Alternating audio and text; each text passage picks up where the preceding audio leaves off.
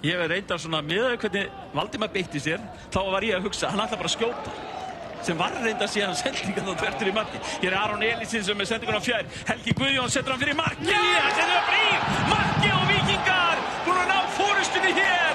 Þegar aðeins rétt tæpar 8 mínútur eru á klukkunni. Íslandsmeistararnir ætla ekkert að stíga að bensíngjöfinni. Við erum að hóta þetta rétt áðan í 2 sóknum á undan.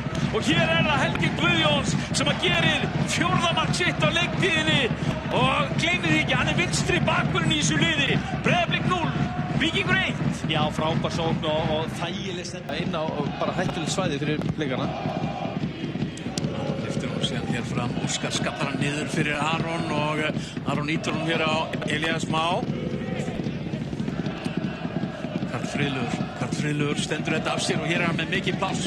Karl Friðlaugur hérna upp að endalínu, tekur hann síðan tilbaka, lítur upp og með sendingu fyrir marki, bolti kemur á fjær. Hér þeir búin að tvöfalda forskot sitt. Aron Elís Þrándarson skorar annan leikinn í röð og hér að koma Víkingum í 2-0 á 63.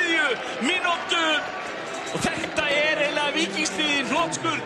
Blikar eru búin aðeins að ná að herja á það hérna undanfarna mínútur. En síðan fara þær upp og refsa. Breiðablik 0, Víkingur 2. Já, og talandi að guðspjöld skipti ekki máli. Sjáum bara Aron Bjarna hérna aftur. Hann logandi hræddur að gefa brot og fá manni fram fyrir sig. Aftur hálfpartinn hér. Sendingin, hún ekki spes og Anton hér, Höskuldur í fyrsta en hér kemst Tarik á milli. Tarik sé með sendinguna. Elías Már og hann fyrir niður. Vítaspyrna. Víkingar að fá vítaspyrnu hér. Örfá mínútum eftir náðu 2 marka fórustu. Tarik búinn að koma inn á hér með mikinn kraft. Fór í pressuna á hann og vann síðan boltan hér. Átti í sendinguna. Og blikar eru eitthvað að reyna að malda í móin hér. En Ívar Orri virtist ekki verið í neinum vafa. Nei, það Eftir ef að Gylfi Þór skorar úr þessari vítaspyrnu. Gylfi gegn Antoni Ara. Og Gylfi rennur hann bara í mitt markið að miklu öryggi. Íslandsmeistararnir á toppi bestdeildarinnar eru 3-0 yfir hér gegn Blikum á Kópavogsvelli ennþá 20 mínútur eftir. Já, og 2, 3 og 4 eru 10-0 undir. Þetta hafa nefnilega verið mótherjarnir í síðustu 3 umferðum Víkinga. Þeir unnu KR í Víkinni, þeir unnu Fram á Lampavelli og eru að vinna hér Blika í Kópavoginum.